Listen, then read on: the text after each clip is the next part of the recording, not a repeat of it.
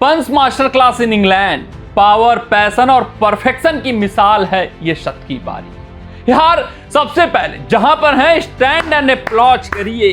ये जो तालियों की गड़गड़ाहट है रुकनी नहीं चाहिए और ऋषभ पंत तक पहुंचनी चाहिए। क्या ये दमदार खिलाड़ी है, क्या ये लाजवाब खिलाड़ी है, क्या ये बेमिसाल खिलाड़ी है। टेस्ट क्रिकेट में इसकी जितनी भी प्रशंसा कर ली जाए उतना कम है। ये तो मुहर लग चुका है कि भारत के पास अभी तक के इतिहास में ऐसा विकेट कीपर बल्लेबाज टेस्ट का हुआ ही नहीं था। तुलना ही नहीं है यार किसी से। आप तुलना करने का सोच ही नहीं सकते। सोच आएगी कैसे जब महेंद्र सिंह धोनी जैसा लीजेंडरी विकेट कीपर बल्लेबाज विदेश में एक भी शतक न ठोका हो, वहीं ऋषभ पंत एक ही मुकाबले में 200 शतक ठोक दें, पहली पारी में भी शतक, दूसरी पारी में भी शतक, तो आप समझ सकते हैं क्या कैलिबर है इस बल्लेबाज की। और खासकर जब सेना देशों में दहाड़ता है, खासकर सेना देशों में जब गरजता है, खासकर ये सेना देशों में अपना कलाबाजी दिखाता है, तो मनमोहक लगते हैं ऋषभ पंत। मंत्र मुग्ध कर देने वाली पारियां खेलते हैं और आज की पारी तो सबको आश्चर्य करते हुए एक बेहतरीन और ऐतिहासिक शतक ठोक डाला है उन्होंने। आज की पारी आश्चर्य वाली पारी क्यों है उसको हम 5 बड़ी बातों में समझते हैं। अगर मैं बात करूं सबसे पहले और सबसे बड़ी बात, तो आप समझते हैं दूसरी पारी भारतीय टीम दबाव और शुभमन गिल का शुरुआती 1 घंटे में विकेट गिरना।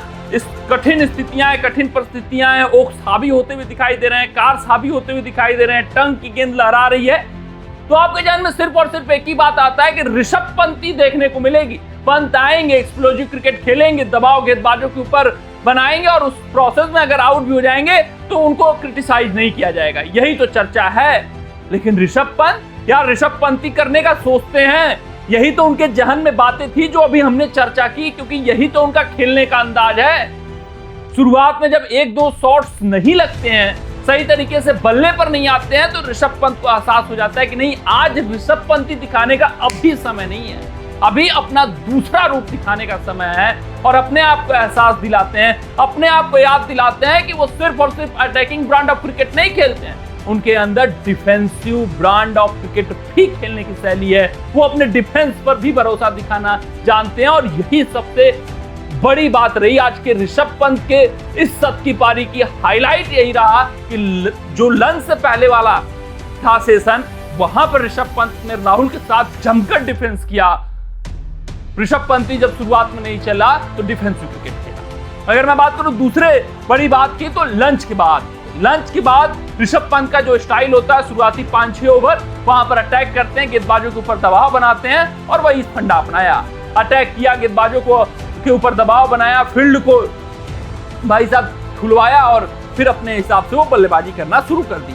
तीसरी बड़ी बात इस पारी की रही कि फील्ड के हिसाब से अटैकिंग शॉट लगा रहे थे, ऐसा नहीं कि कहीं पर भी घुमा दिया अटैकिंग शॉट। जहां खाली देख रहे थे वो फील्ड, वहां पर चौके और छक्के मारने का प्रयास कर रहे थे। एक क्षेत्ररक्षक उनको पता था कौन कहां पर सेट है, और इस प्रोसेस में अगर कोई गेंद एज भी लग रही थी, उनको पता है कि स्लिप नहीं है, तो फिर वो उस तरीके से शॉट ले रहे थे, लेट खेल रहे थे, या आगे बढ़कर भी एक्स्ट्रा अगर अटैकिंग शॉट खेल रहे थे तो उनको ये जहन में था कि स्लिप नहीं है, एज होगा तो मेरा बाउंड्री पार गेंद जाएगा, उससे ज्यादा नहीं होगा। तो ये एक उनका मैडनेस के पीछे प्रोसेस रहता है। वो प्रोसेस देखने को मिला कब? लंच के बाद देखने को मिला।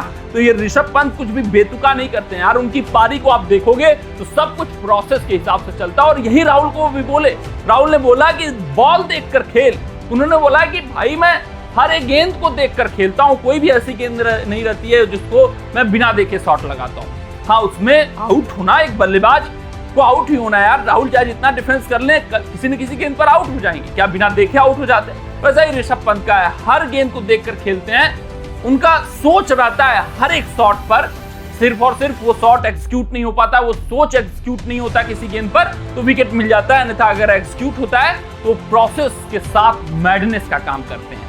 चौथी बड़ी बात की मैं बात करूं तो गेंदबाजों के साथ खेला माइंड गेम। अगर मैं एक इंसिडेंस की बात याद करूं, वहां क्रिस स्टोक्स से कहते हुए नजर आ रहे हैं, यार ये जो मैं डिफेंसिव अप्रोच कर रहा हूं उसके कारण बहुत आसान गेंदें छोड़ रहा हूं। फिर अगली गेंद क्या करते हैं, स्टेप आउट करते हैं और क्रिस स्टोक्स को चौका लगा देते हैं। इस तरीके से माइंड गेम खेला, दोनों बल्लेबाज बात करते हैं, जिसके कारण से गेंदबाजों को कंफ्यूज करते हैं कि आगे क्या करेंगे, किस तरीके से खेलेंगे। और इस बात को सचिन तेंदुलकर ने पहले ही पारी में नोट किया कि ये शुभमन गिल, ऋषभ पंत जो आपस में कम्युनिकेट कर रहे हैं वो सिर्फ और सिर्फ गेंदबाजों को डिस्ट्रैक्ट करने के लिए कम्युनिकेट कर रहे हैं, और इस पारी में भी ऋषभ पंत वही करते हुए नजर आए।